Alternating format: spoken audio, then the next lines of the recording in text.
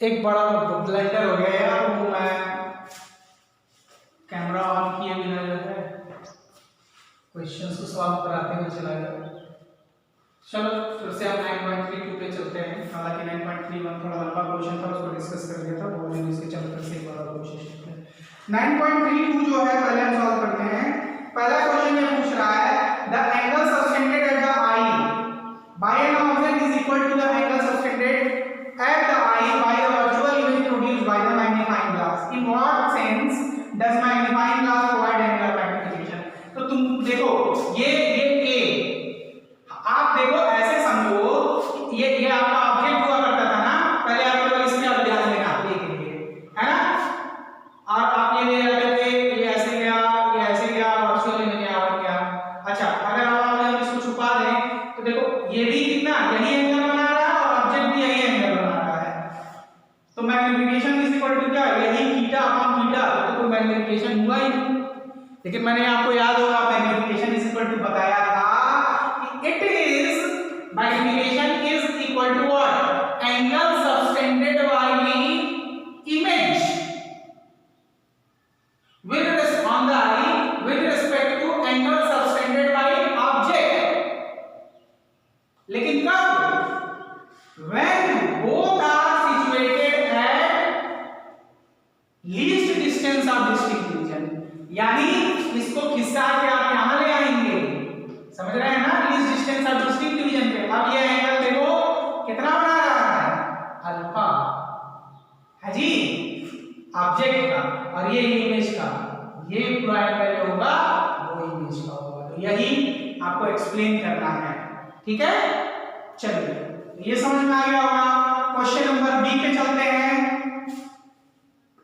अच्छा बी पे चलते हैं, तो बी वाले साहब कह रहे हैं इन viewing through magnifying glass one usually position one side very close to the lens, does angular magnification changes if the eye is moved back? भाई आपका मैग्नीफाइंग ग्लास है, जब आप देखते हैं मैग्नीफाइंग ग्लास से तो मैग्नीफाइंग ग्लास के बिल्कुल नजदीक रखते हैं तो आपको इमेज दिखता है, यह मान लीजिए आपका इमेज है जी, ये इमेज है और यहाँ आपकी आंख है, ठीक, यहाँ आपकी आंख है, तो आपकी आंख में जो ये एंगल बनेगा और ये डिस्टेंस है, ये डी क्या है, distance between image and observer, ठीक है, और अल्फा एंगल है, angle on the I of observer, ठीक है।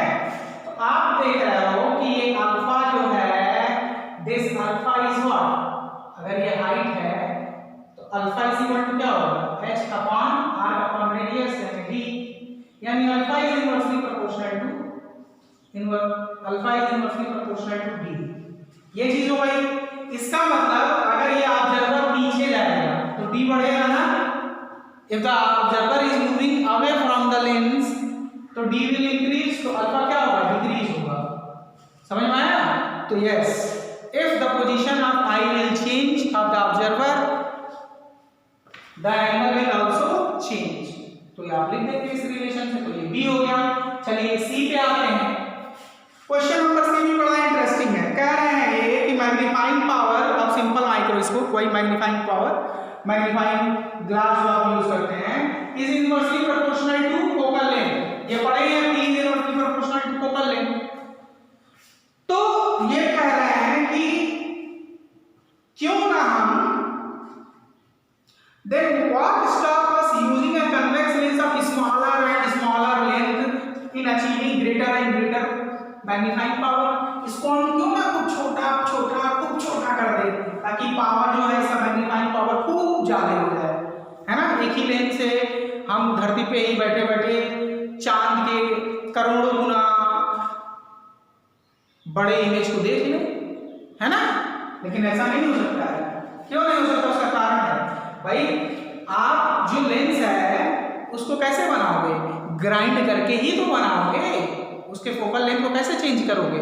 उसकी मोटाई घटा बढ़ा के ही तो चेंज करोगे। तो या तो ग्राइंडिंग करोगे या पॉलिशिंग करोगे, और ग्राइंडिंग एंड पॉलिशिंग की लिमिट होती है भैया। ज़्यादा ग्राइंड किया तो शीशा टूट जाएगा, ज़्यादा पॉलिश किया तो एब्रेजन आना शुरू हो जाएगा, स्फेरिकल एब्रेजन आना शुरू हो जाएगा, क्रोमैटिक एब्रेजन आना शुरू हो जाएगा। ठीक है ना? ये लिमिटेशन है। That is why a magnifying glass has a limited magnifying power, है ना? सिंपल मैग्नीफाइंग पावर जो होगा किसी ग्लास का, सॉरी ये मैग्नीफाइंग ग्लास का होगा लगभग 3 होता है, यानी 1 मीटर को वो 3 मीटर लंबा दिखाएगा, और बहुत ही सुपीरियर क्वालिटी का होगा तो 10 गुना लंबा दिखा सकता है, उससे ज़्यादा नहीं। ठीक है? ये लिमिटेशन हो गई। चलिए नेक्स्ट चलते हैं 9.4 पे चलते हैं। Sorry question number D. ये बड़ा इंटरेस्टिंग सा क्वेश्चन है, बड़ा मजेदार है। इसी पे हम कंसंट्रेट करेंगे और देखेंगे कि आपने अभी तक क्या समझा है। Dear students, in our last sessions, I have explained you all about honors fund. Whatever I have explained you is all the parts of honors fund. जो मैंने आपको सिखाया था वो सबके सब honors fund में थे। वो चाहे वो इक्विटी हो गया, प्रेफरेंस शेयर्स हो गया, फिर आपका रिटेन अर्निंग हो गया, GDR, ADR, IDR, ये सारी चीज़ें क्या है आपका ऑनर्स फंड में। अब हम नया चीज़ स्टार्ट करेंगे जो है पार्ट 2 इस चैप्टर का, वो है बोरोड फंड। अब हम आते हैं बोरोड फंड में। मैं आपको एक्सप्लेन किया था फर्स्ट वीडियो में कि बोरोड फंड क्या होता है, सेकंड वीडियो में सॉरी इसमें हम बोरोड फंड की बात करते हैं, बोरोइंग ऑफ द फर्म, किसी से पैसे उधार में लेना, उसे हम कहते हैं बोरोड फंड। तो किस तरीके से हम पैसे उधार में ले सकते हैं?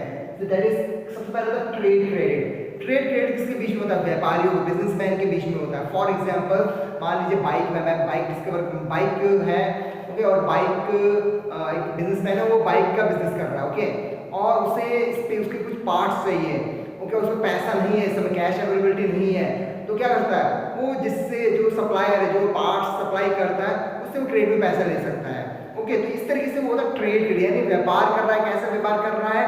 क्रेडिट में ट्रेड कर रहा है, पर कैसे कर रहा है? क्रेडिट उधारी में। तो हम कहते हैं it refers to an arrangement of credit from supplier of raw material, input, spare parts, इसको हम बोल सकते हैं ट्रेड क्रेडिट। ठीक है? उनका स्पेयर पार्ट जो भी यानी व्यापार कर रहा है पर उधार में व्यापार कर रहा है, ठीक है। और जनरली क्या होता है कि शॉर्ट टर्म, इसलिए होता है ये शॉर्ट टर्म लोन, यानी कि जो ट्रेड क्रेडिट होता है क्या होता है? शॉर्ट टर्म के लिए। मैं क्वेश्चन पूछ सकता हूँ आप लोगों से कि जो ट्रेड क्रेडिट होता है वो किसके लिए होता है? Short term. क्या होता है? शॉर्ट टर्म के लिए होता है, ठीक है।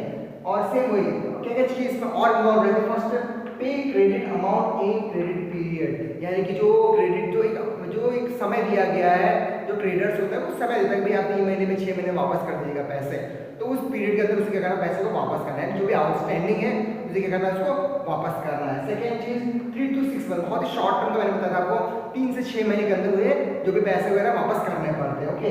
एंड अवेलेबिलिटी डिपेंड्स, अवेलेबिलिटी किस तरीके से अवेलेबिलिटी डिपेंड्स करता है? वो डिपेंड्स करता है नेचर पे कि बिजनेस का नेचर कैसा है, उसके हिसाब से वो पैसे देता है। हर किसी को ऐसे नहीं मिलता, हर कोई किसी को पैसे उधार में सामान वगैरह नहीं दे देगा।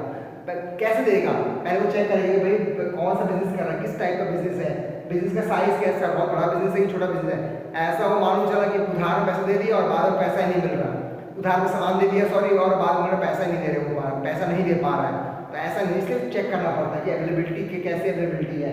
एंड स्टेटस, कैसी कंपनी की स्टेटस है, गुडविल कैसा है कंपनी का, अच्छा है कि गंदा है, ओके। तो ये सब चेक करके तभी कोई क्रेडिट में क्या होता है सामान वगैरह देता है, नहीं तो सामान नहीं देगा उसको, ठीक है। तो फीचर्स देते हैं रेडीली अवेलेबल, जल्दी मिल जाता है। ट्रेड क्रेडिट क्या होता है? बहुत जल्दी मिल जाता है, क्योंकि जनरली व्यापारी लोगों बिजनेसमैन के बीच में होता है और जल्दी अवेलेबल, जो जल्दी से वो क्या सामान वगैरह मिल जाता है क्रेडिट में, ओके। अवेलेबिलिटी बहुत ज़्यादा रहती है इसकी, और फ्लेक्सिबल, बहुत फ्लेक्सिबल नेचर, रिजिड नहीं होता। फॉर एग्जाम्पल बिजनेस एक दिन के लिए नहीं कर रहे हैं, पार्ट्स एक दिन के लिए तो नहीं चाहिए, बार बार ऑर्डर चाहिए, ऑर्डर करेगा वो गुड्स मंगवाएगा, तो एक बिजनेसमैन का व्यवहार बना रहता है, इसलिए वो थोड़ा फ्लेक्सिबल रहता है इसमें, ठीक है। एंड नो फ्लोटेशन कॉस्ट, कोई भी फ्लोटेशन कॉस्ट नहीं लगता है, कोई शेयर इशू नहीं करना है इसमें, तो कोई फ्लोटेशन कॉस्ट नहीं लगता इसमें। फ्लोटेशन कॉस्ट क्या होता है? जब शेयर इशू करते हैं तो बहुत सारे जो खर्चे होते हैं उसको फ्लोटेशन कॉस्ट बोलते हैं, तो जब शेयर इशू कर ही नहीं रहे तो कोई फ्लोटेशन कॉस्ट नहीं लगता। और increase in prices, yes, price थोड़ा सा इंक्रीज करता है, कैसे? फॉर एग्जाम्पल अगर पार्ट्स आप उधार में ले रहे हैं, जब सामान उधार में ले रहे हैं तो थोड़ा सा एक्स्ट्रा चार्ज को करना पड़ेगा, थोड़ा सा ज़्यादा पैसे वो आपसे लेगा ही लेगा, ठीक है। तो इसलिए इंक्रीज इन प्राइसेस। लास्ट में लीगल एक्शंस, यस अगर पैसे आप समय पर वापस नहीं देते हैं तो ये डेफिनेटली थोड़ा सा लीगल एक्शंस भी हो सकता है। कुछ कंपनीज करती, कुछ कंपनीज नहीं करती, बट मैक्सिमम लीगल एक्शंस होते हैं अगर आप पैसे समय पर वापस नहीं करते हैं, जिससे आपने पैसे उधार में लिए हैं। वो तो ये हो गया आपका ट्रेड क्रेडिट। ओके, तो अब इसको सीखिए और आगे बढ़िए। तो ऑब्जेक्टिव पे फोकल लेंथ को के टर्म में इस फार्मूले को तब्दील कर लेते हैं। देखो जब हम माइक्रोस्कोप बनाते हैं तो ये तुम्हारा ऑब्जेक्टिव होता है, ऑब्जेक्टिव थोड़ा बड़ा रखते हैं, इसका जो है थोड़ा छोटा रखते हैं, ऐसे समझ लो, ऐसा उल्टा बोल दे, ऑब्जेक्टिव का थोड़ा छोटा रखते हैं, ठीक है, और इसका थोड़ा बड़ा रखते हैं, ऐसे समझो। ये तुम्हारा ऑब्जेक्टिव हो गया और ये आईपीस हो गया, ठीक। यहाँ तक कोई दिक्कत नहीं है। इसके सामने मान लो यहाँ ये ऑब्जेक्टिव लेंस है, यहाँ कोई ऑब्जेक्ट है, पॉइंट ऑब्जेक्ट, तो ये तुम्हारा क्या हो गया, इसके लिए यूओ हो गया। इसका फोकल लेंथ मान लो कितना है, एफओ है, तो 1 by FO is equal to 1 by VO minus 1 by UO, ठीक है, ये चीज हो। अच्छा जी, अब आगे चलते हैं। तो इसको हम क्या लिख सकते हैं, 1 by FO minus 1 by VO is equal to minus 1 by UO, ये लिख सकते हैं।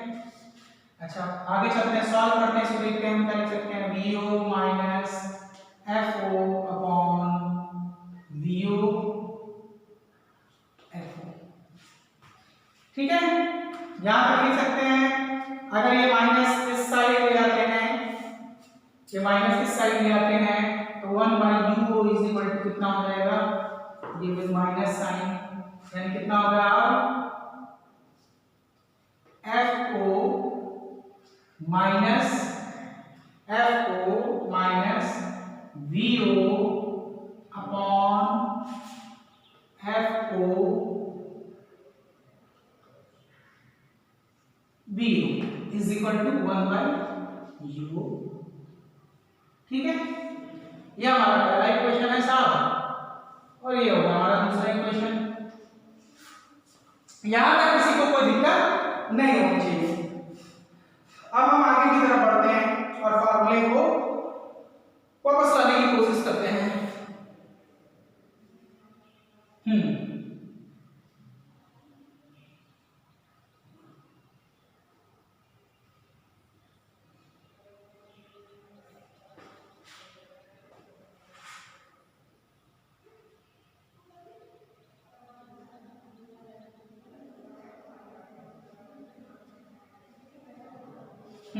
ये वैल्यू ऑफ 1 बाई यूओ जो है ना, 1 बाई यूओ, चाहे अगर हम वीओ भी इधर छोड़े होते तो वीओ की जगह डायरेक्ट हम ले सकते थे यूओ की बजाय। चलो यूओ ही लिखते हैं, यूओ अगर लिखेंगे तो एफ को चला जाएगा ऊपर,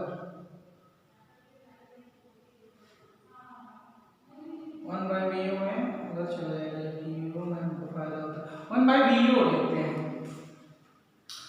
ट्रांसफॉर्मेशन में थोड़ी सी गड़बड़ी ये हो गई है, हम क्या करते हैं 1 बाई वीओ लेते हैं,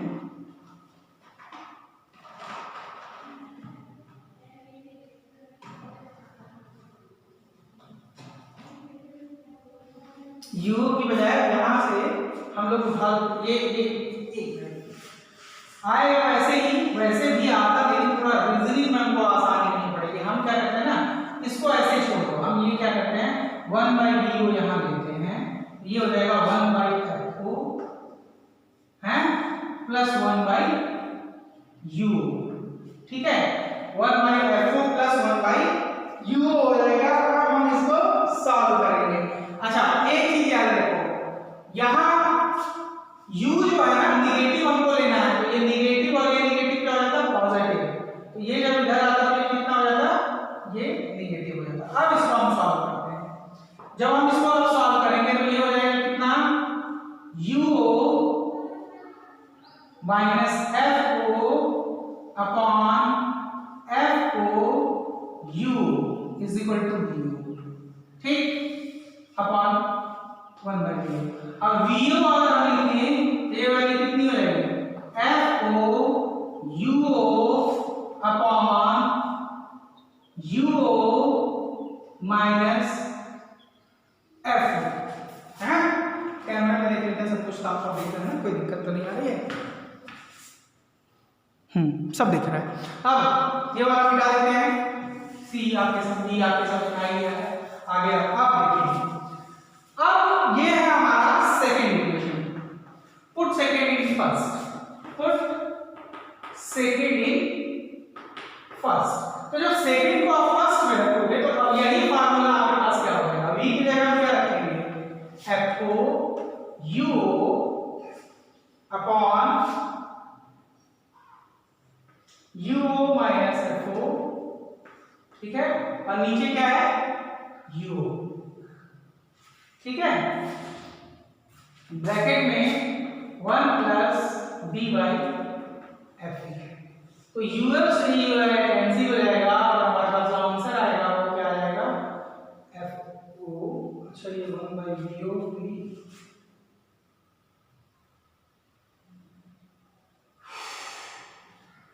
F O upon U O minus F ओ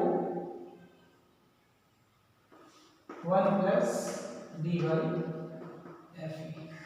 तो ये एक तरीका उसी फार्मूले को लिखने का ये भी है। तो चलिए देखते हैं अब आगे का मामला हम लोग सॉल्व करते हैं। अब ये कह रहा है वजह क्या है कि हम ऑब्जेक्टिव भी स्मॉल लेते हैं और आईपीस को भी स्मॉल लेते हैं। देखो क्यों, अगर हम एफ ओ स्मॉल लेंगे तो यूओ और एफ ओ की वैल्यू ये वैल्यू जो है, एफ ई अगर स्मॉल लेंगे तो जाहिर सी बात है ये मैग्निफिकेशन ज्यादा मिलेगा हमको, और एफ ओ भी अगर हम स्मॉल लेते हैं, ठीक, तो यूओ जो है एफ ओ अगर स्मॉल लेंगे तो ये तो हमको मॉड में लेना है ना, तो ये वैल्यू क्या आएगी, एफ ओ अगर स्मॉल है, ये वैल्यू स्मॉल ऑलरेडी है ही, ये टोटल जो वैल्यू आएगी स्मॉल आएगी और जो टोटल मैग्निफिकेशन आएगा वो क्या आएगा, इसी वजह से बहुत बड़ा है। तो ये एक कंडीशन है। इसका अगर हमें रीजन लिखना होगा तो आप क्या लिखोगे, the angular magnification of objective will be large when यूओ is slightly greater than FO. Since microscope is used in being, so यूओ is small, यूओ बहुत स्मॉल होता ही है, तो और एफओ ऑलरेडी आपने स्मॉल में रखा है, उस केस में इन दोनों का डिफरेंस जो होगा वो क्या है, कम आएगा। आप देखो जब आप टेलीस्कोप यूज करते हो तो आप अपना ऑब्जेक्ट कहाँ रखते हो, यहीं रखते हो ना, तो ये यूओ तो ऐसे ही बहुत छोटा है, यूओ क्या होता है, U O is very small, U O is very small, so U O minus F O is 2, ये भी क्या होगा, वेरी स्मॉल, ठीक है। So F O upon V, F O upon U O minus F O will be greater than 1, क्योंकि ये बहुत स्मॉल है, तो बहुत स्मॉल से मान लो 0.01 इसकी वैल्यू आ रही है, 0.01, और अगर ये 1 भी है तो ये कितना हो जाएगा, 100 हो जाएगा, और इसकी वैल्यू क्या है, ज्यादा है, तो इस वजह से जो resultant magnification, total magnification is very large when FO and FE is small। यही एक रीजनिंग इसमें यूज करनी है, ठीक है। ये पेपर में आया हुआ क्वेश्चन है, इसलिए इतना ब्रीफली नहीं मैंने आपको बताया, शॉर्ट फॉर्म में पूरा एक्सप्लेन करके बताया। आखिरी वो आपके कोर्स में नहीं है डी, तो आपको करने की जरूरत नहीं है, आगे चलते हैं। अब आगे हम चलेंगे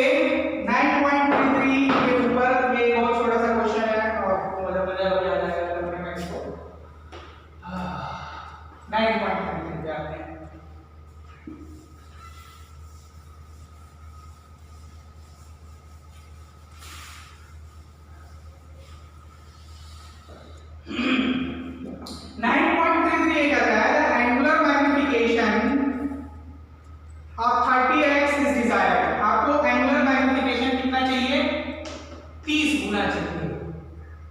हाँ जी, एंगुलर मैग्निफिकेशन आपको कितना चाहिए? 30 गुना चाहिए।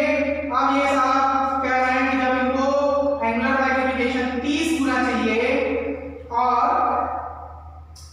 क्या कह रहे हैं साथ ही साथ using an objective focal length. Objective का फोकल लेंथ ये कह रहा है कि आप 1.25 सेंटीमीटर ले लिया हमने। एंड आईपीस का फोकल लेंथ, आईपीस का फोकल लेंथ इन्होंने कहा कि आप 5 सेंटीमीटर ले लिया हमने। हाँ जी, अब ये कह रहे हैं how will you set up the compound microscope, किस तरह से आप कंपाउंड माइक्रोस्कोप बनाओगे।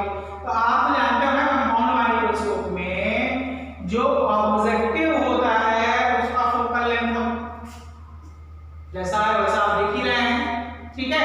तो आई पीस वाले साइड का मैग्निफिकेशन ऑफ आई पीस कितना हो जाएगा? 1 प्लस डी बाई एफ ई हो जाएगा।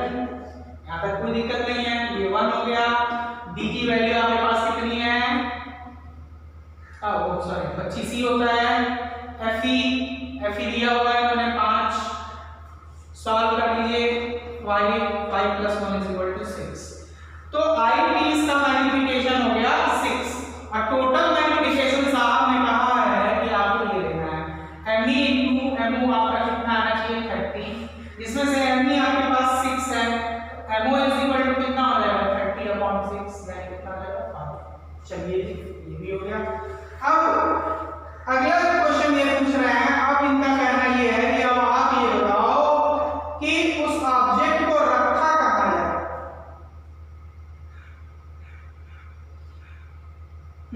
तो ऐसे हमने सेटिंग कर ली। तो इसके बाद next real image is formed by the objective, therefore इसलिए अब जो इमेज जो बनेगा वो क्या बनेगा? रियल इमेज का बनेगा। और ऑब्जेक्टिव के लिए ऑब्जेक्टिव की बात करें, है ना, जो हमारा माइक्रोस्कोप है उसमें ऑब्जेक्टिव का मैग्निफिकेशन जो होगा वो क्या होगा? VO upon UO। हाँ जी, VO अपॉन UO बनेगा।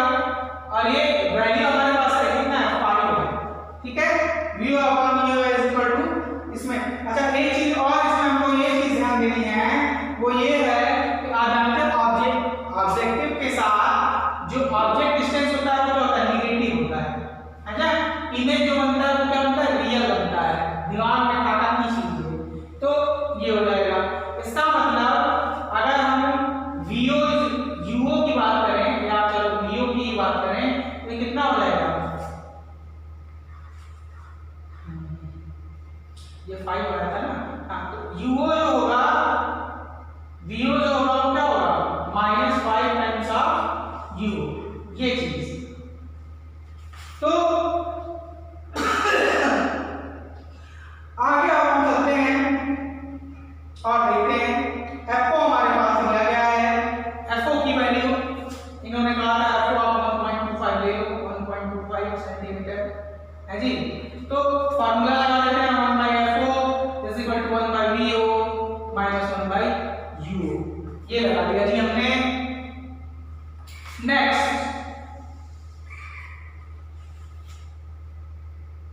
नेक्स्ट जो है 1/FO। 1/FO जो है वो क्या है? 1/1.25 is equal to 1/VO। VO की वैल्यू हमारे पास कितनी है?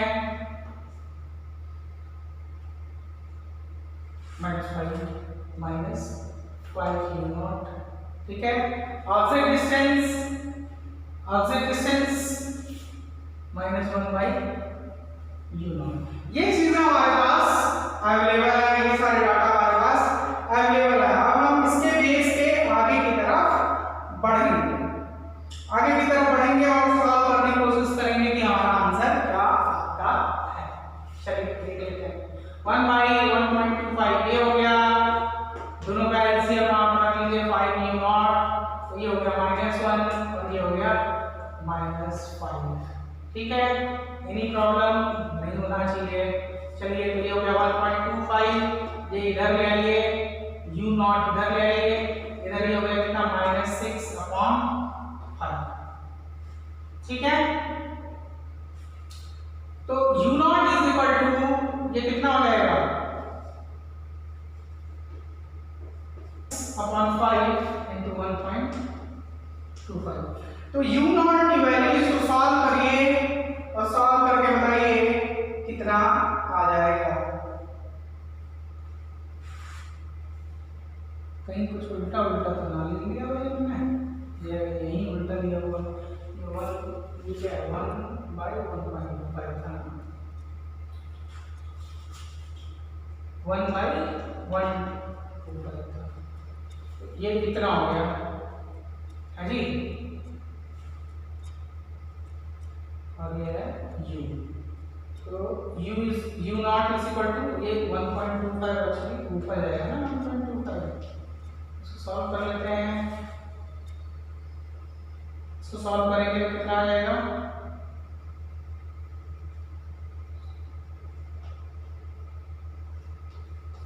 1.5।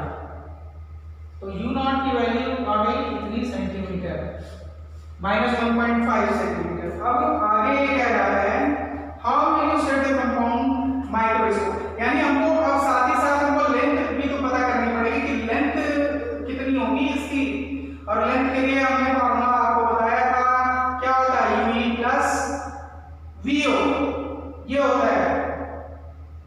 तो पहले हम वीओ भी निकाल लेते हैं।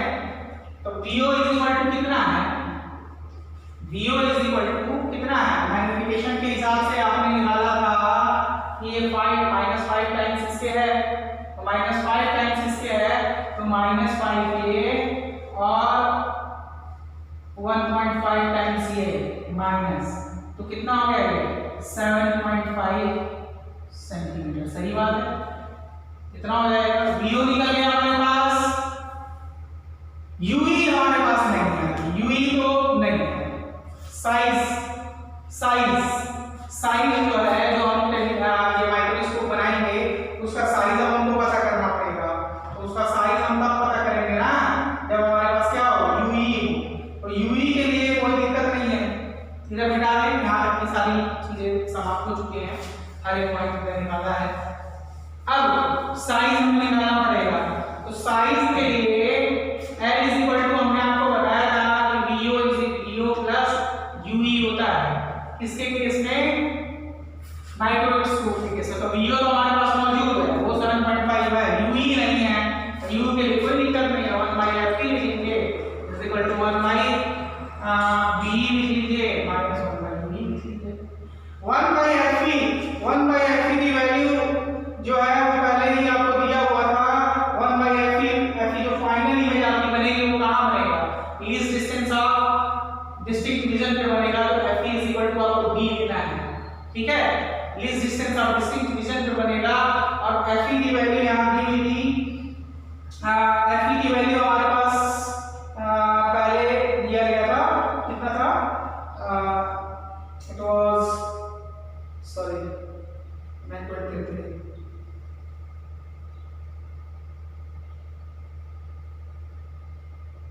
हाँ FE की वैल्यू 5 दी हुई थी, तो ये 5 हम रख लेते हैं। V आपकी कहाँ B पे बननी है, तो ये 25 रख लीजिए यहाँ पे, -1/UE अभी हम निकालते हैं। तो ये 25 आपने रख लिया IP से, और IP से सामने बनेगा तो D जो होगा ना ये वर्चुअल होगा, इसलिए D को हमको क्या लेना पड़ेगा, नेगेटिव लेना पड़ेगा, याद रखिएगा।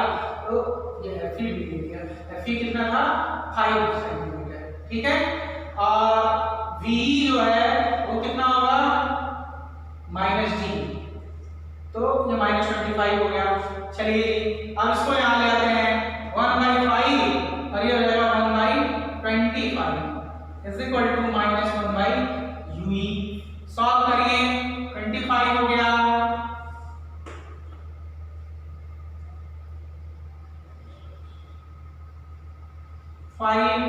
और ये +1, ठीक है जी, ये -UE हो गया। तो UE इज इक्वल टू जो होगा वो कितना हो जाएगा 25/6, लगभग 4.17, ठीक है, ठीक है। ये वैल्यू है यूई की। यूई की वैल्यू कितनी आ गई? चलिए अब लेंथ निकाल लेते हैं। लेंथ इज इक्वल टू सबसे पहले वीओ 0.17 कितना हो गया 11.67 सेंटीमीटर। यानी कि कितनी लेंथ का हमें जो है ट्यूब लेना पड़ेगा। तो यहां तक हम लोग पहुंच गए 9.34 कर लिया हमने। आगे चलते हैं और 9.35 करने की कोशिश करते हैं।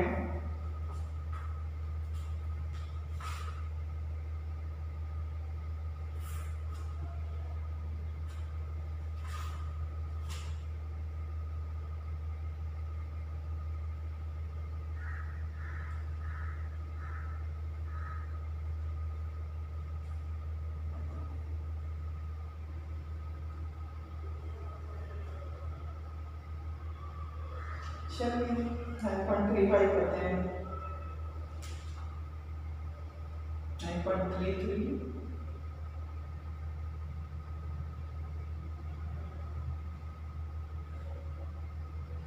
अब 9.34 करना है 9.34 बहुत छोटा सा क्वेश्चन है उसको तुरंत हम लोग कर लेंगे।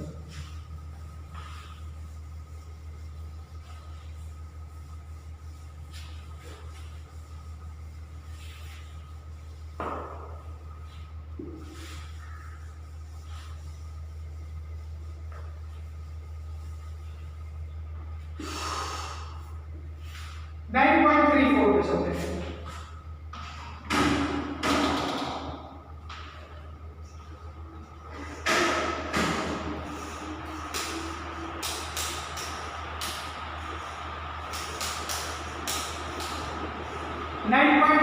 पे अब चलते हैं और देखते हैं मामला क्या है।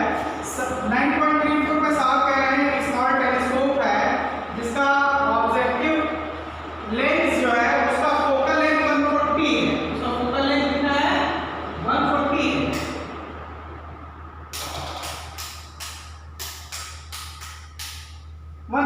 फोकल लेंथ उसका कितना है तो टेलीस्कोप है तो जाहिर सी बात है फोकल लेंथ का ऑब्जेक्टिव का बड़ा रखना है हमको। तो बड़ा रखिए ऑब्जेक्टिव का 140 सेंटीमीटर। इसके बाद इन्होंने कहा ये टेलीस्कोप है ये याद रखिएगा and eye piece of focal length 5 centimetre. चलिए जी आई पीस आप रखते हैं छोटे फोकल लेंथ का रखते हैं ताकि हम इससे रेडियस लाइट को मेजर कर सके 5 सेंटीमीटर। हाँ जी पहला सवाल इनका जो है वो कह रहे हैं ये साहब कि what is the magnifying power of the telescope for viewing distance object when the telescope is in the normal adjustment. तो नॉर्मल एडजस्टमेंट में तो आपको सिखाया था यानी इमेज ना बने पर इंफिनिटी बन रही है तो उस केस में मैग्नीफिकेशन इज इक्वल टू क्या होता है f अपॉन ft हो जाता है सीधा। तो f को 140 है ft आपका ये हो गया कितना होगा 20 नॉर्मल एडजस्टमेंट में ये हो गया 1। अच्छा जी इसी में इन्होंने एक दूसरा चिल्ला भी लगा रखा है। अब ये कह रहे हैं ये तो final image the final image is formed at least distance of distinct vision।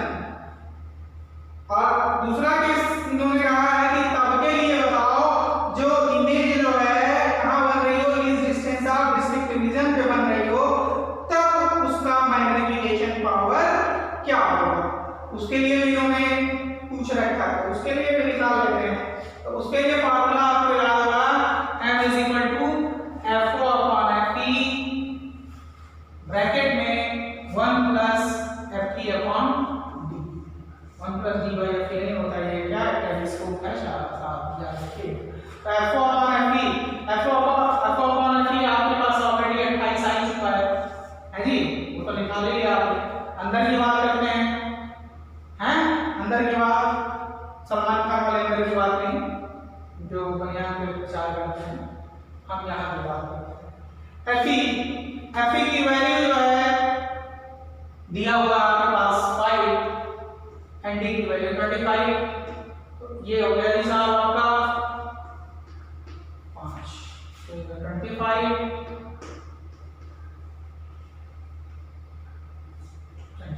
इसको सॉल्व करेंगे तो ये कितना हो गया 1.2।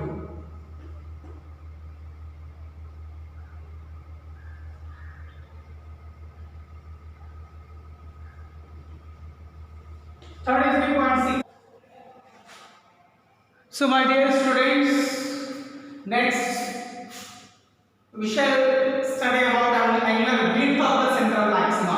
पहले central maxima के angular width के बारे में बात करेंगे, उसके बाद linear width के बारे में भी बात करेंगे, उस पे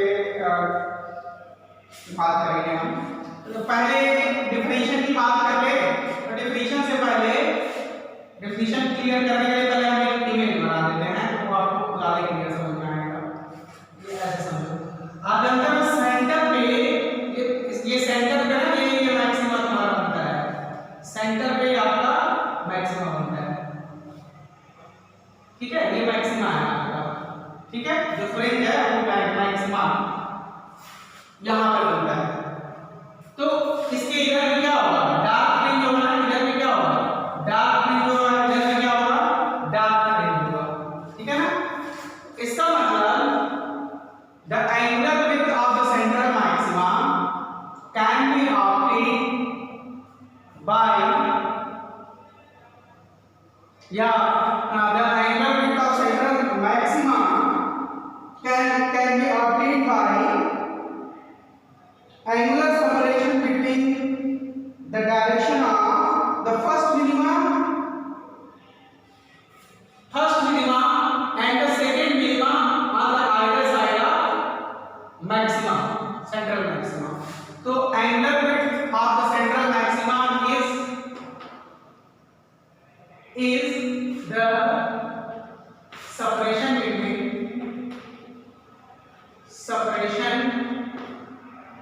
between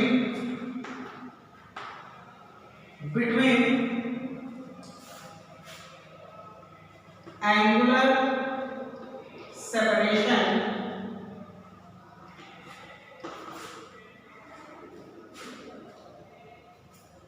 is separation between angular direction is the separation between angular direction of first minima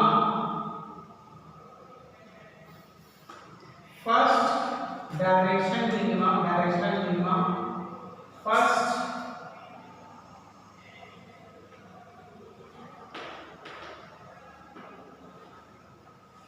direction of minima on either side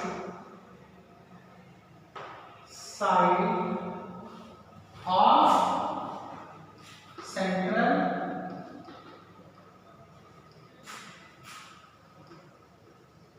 maximum, ठीक है।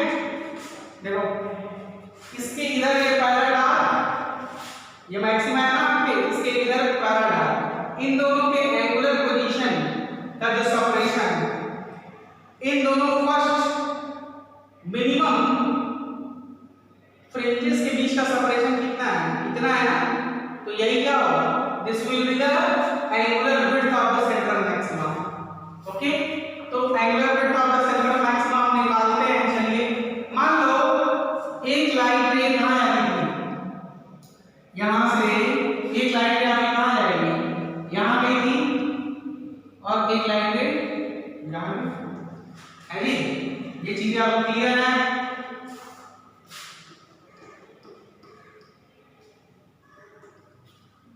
ये एंगल कितना है थीटा, ये एंगल कितना है थीटा, ठीक है। और आप ये जानते हो कि angular position of minimum, angular position of ये मिनिमा जो है इसकी पोजीशन कितनी है theta, theta is equal to what lambda upon D. अगर वेवलेंथ जो लाइट का यूज कर रहा है वो है लैम्डा, और ये जो साइज है स्लिट का वो है डी। हमने तो पढ़ा है theta is equal to lambda by D.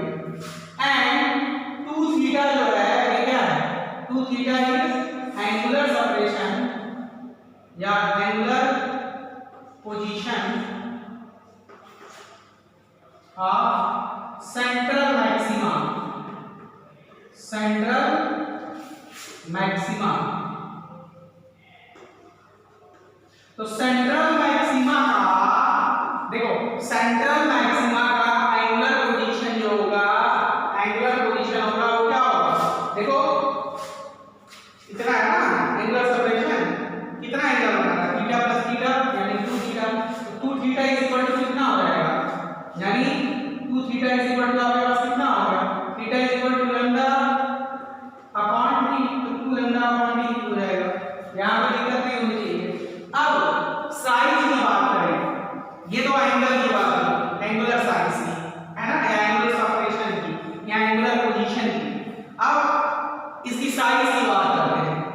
तो साइज मान लो इसका क्या है, बीटा, इसकी साइज क्या है, बीटा, लीनियर साइज क्या है, beta. Let linear size of the central maxima is beta. यहां कर लेते हैं, late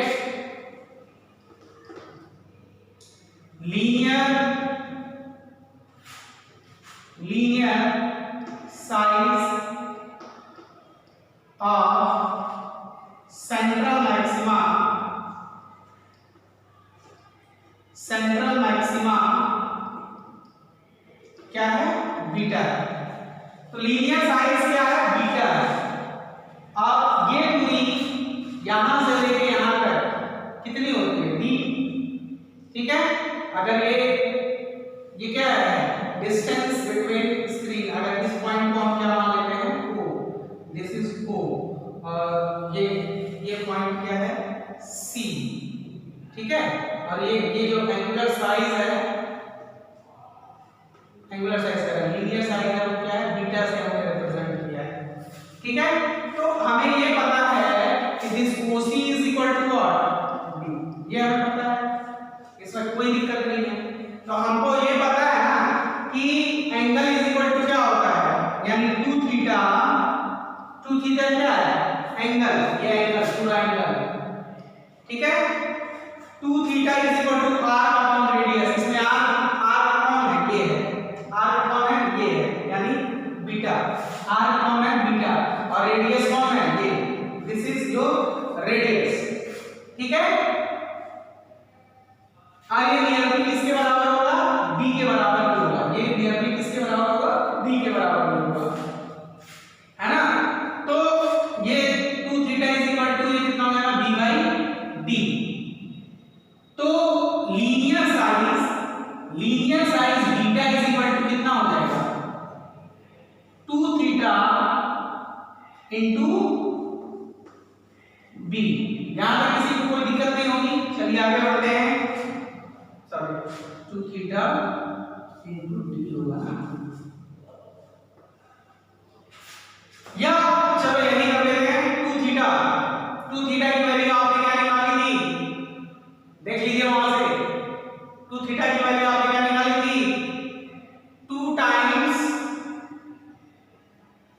lambda capital D upon D, है जी, ये हो जाएगा।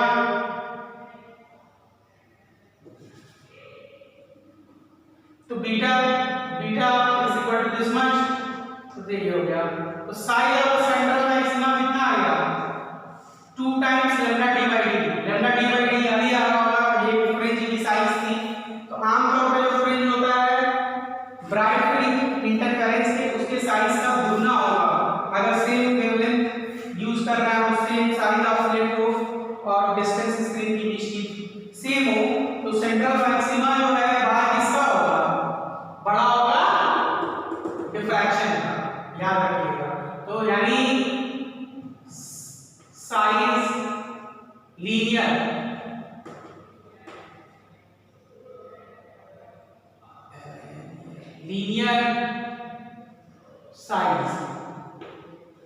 साइज ऑफ मैक्सिमा या ब्राइट फ्रिंज, सेंट्रल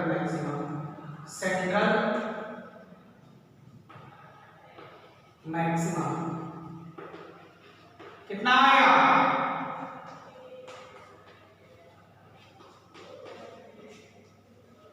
ठीक है। ये हो जाएगा, है ना। कभी कभी पेपर में क्या आता है कि आप ये बताइए कि ये ऐसे पूछता है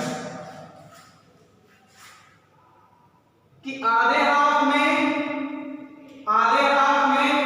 एंगुलर पोजीशन सेंट्रल मैक्सिमम कितनी है, यानी थीटा, और आधे हाफ में कितनी है। तो आधे हाफ में कितनी है, लैम्डा बाई डी।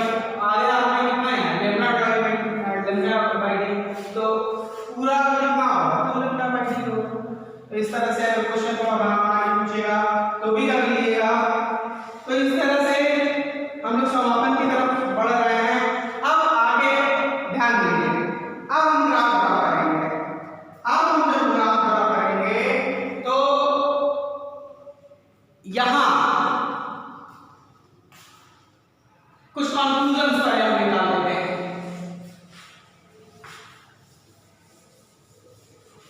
वो जरूरी है।